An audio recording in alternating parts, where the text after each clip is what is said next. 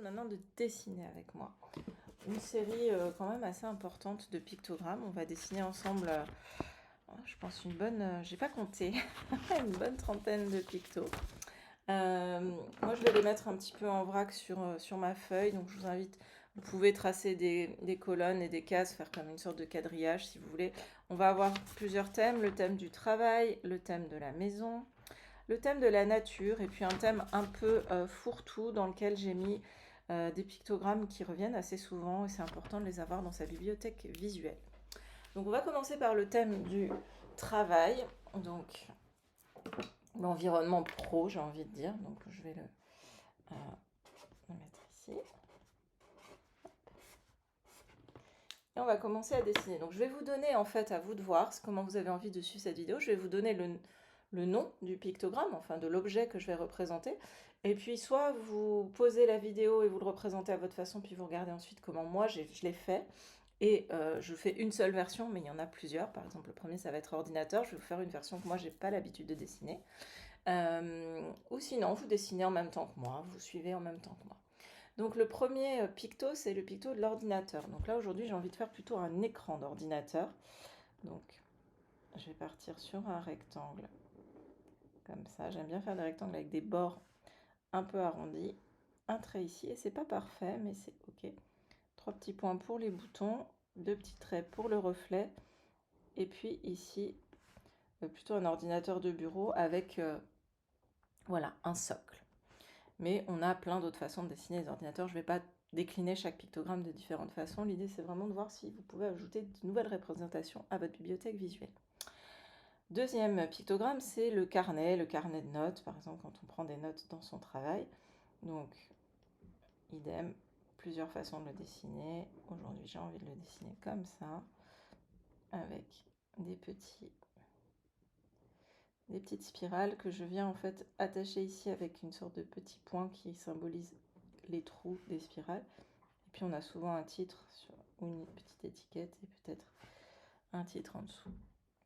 Voilà pour le carnet de notes. Donc après vous pouvez ajouter, alors là je ne sais pas si je vais avoir le temps de le faire, mais vous pouvez ajouter des ombres, ce qui tout de suite donne un petit peu de peps à vos pictogrammes, enfin même si vous le voulez, mais je ne vais pas le faire systématiquement pour tous les pictogrammes ici.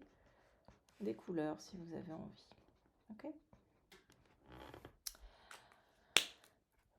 La to-do list qu'on a tous, notamment les lundis matins, il y a plusieurs façons de la représenter, mais là j'aime bien l'idée de la représenter comme quelque chose qu'on met sur une sorte de clip. Vous savez, les planches en bois là, avec où on peut clipser des feuilles. Et puis avec ici la to-do classique, où on va venir cocher des éléments. Okay. Autre picto que j'avais envie de vous partager, c'est une autre version des agendas. Donc comment on représente un agenda? Alors il y a plusieurs façons, mais une façon qui n'est pas habituelle pour moi et que je trouve assez intéressante, c'est de prendre un carré comme ça, un rectangle, de tracer une ligne en haut ici, avec 2 petits points de chaque côté, et puis toujours ces spirales. Hop. Vous savez, un peu les agendas qu'on déplie. Et puis ici, on peut choisir le type d'agenda, le type de vue qu'on veut. Là, par exemple, si c'était une vue mensuelle, on va faire, alors c'est pas réaliste, il n'y a peut-être pas autant de cases que de semaines, mais c'est ok. Et puis on va peut-être cocher la case où on se trouve aujourd'hui.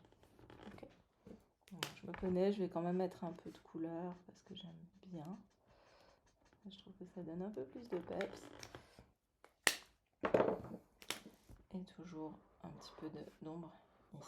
Okay. Qu'est-ce qu'on peut avoir aussi dans l'environnement professionnel? Le côté pro, justement. Donc moi, souvent, je dessine une petite valise, une petite mallette, mais comment vous dessineriez-vous l'idée de juste le terme pro? Et moi, j'avais envie, alors dans mon imaginaire est stéréotypé, de dessiner la chemise, alors qui n'est pas forcément du tout le code vestimentaire dans mon univers, mais qui peut être le code vestimentaire dans le vôtre, ou pas d'ailleurs, avec peut-être une petite cravate ici. Hop. Voilà, et ici les épaules, voilà, comme ça, hop. de la personne.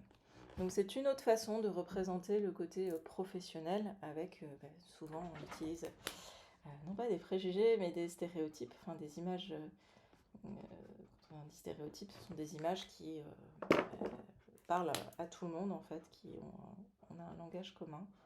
Et donc quand on dessine par exemple une cravate, on pense souvent à l'environnement du travail, l'environnement professionnel. J'avais envie aussi de vous partager deux ou trois autres petites pictos, l'idée d'expérimenter aussi dans le contexte professionnel. Alors comment, moi quand je pense à expérimenter, je pense à expérience. Et donc j'aime bien dessiner une sorte de petite fiole avec, voilà, avec des bulles. Les côtés expérience, expérimenter. On peut rencontrer aussi le terme confidentiel dans le domaine, dans le cadre professionnel. Donc c'est intéressant de savoir. Moi je le représente souvent par une information qui est confidentielle. En général, on a un accès qui est limité, et qui dit accès limité dit pour moi cadenas. Voilà, donc une façon de représenter un cadenas. Avec ici, on peut colorier en noir. Et puis, alors le cadenas il peut être ouvert ou il peut être fermé. Mais voilà, ça c'est pour moi une façon de représenter ce qui est confidentiel. Et puis, je vous partage un dernier pictogramme qui peut être utile. Alors dans l'environnement pro, mais je sais pas, je l'ai pris parce que c'est quelque chose que je ne représente pas souvent. C'est l'idée aussi de livraison, par exemple, enfin d'envoyer, de livrer un colis. Et je trouvais ça intéressant d'avoir cette représentation assez simple d'un chariot, donc avec deux traits comme ça, une roue ici. Hop. Et puis ici, vous pouvez mettre ce que vous voulez, hein. Ça peut être on livre un colis, on livre une boîte, on livre un papier. Voilà. Et en bonus, juste aussi, donc quand on est dans l'environnement pro, on a aussi souvent des dossiers. Et c'est pas évident de dessiner les dossiers, donc moi j'aime bien dessiner, vous savez, cette façon d'archiver là les dossiers avec des sortes d'intercalaires ici, comme ça. Voilà, donc en fait c'est aussi une façon pour moi de montrer qu'on a des dossiers. Donc c'est plus ou moins représentatif, ça vous parle ou ça ne vous parle pas. Il y a peut-être des pictogrammes qui vous parlent, d'autres pas du tout. Et c'est tout à fait ok. Voilà pour cette partie travail. Et à la fin de chacune de ces petites séquences de dessin ensemble, je vous propose, vous, maintenant, de vous poser et de réfléchir à 5 mots qui sont en lien avec votre environnement professionnel et à en décliner 5 nouveaux pictos que vous allez ajouter dans votre bibliothèque. Donc plus 5 pictos à vous. Donc Picto Pro à vous dans votre environnement professionnel.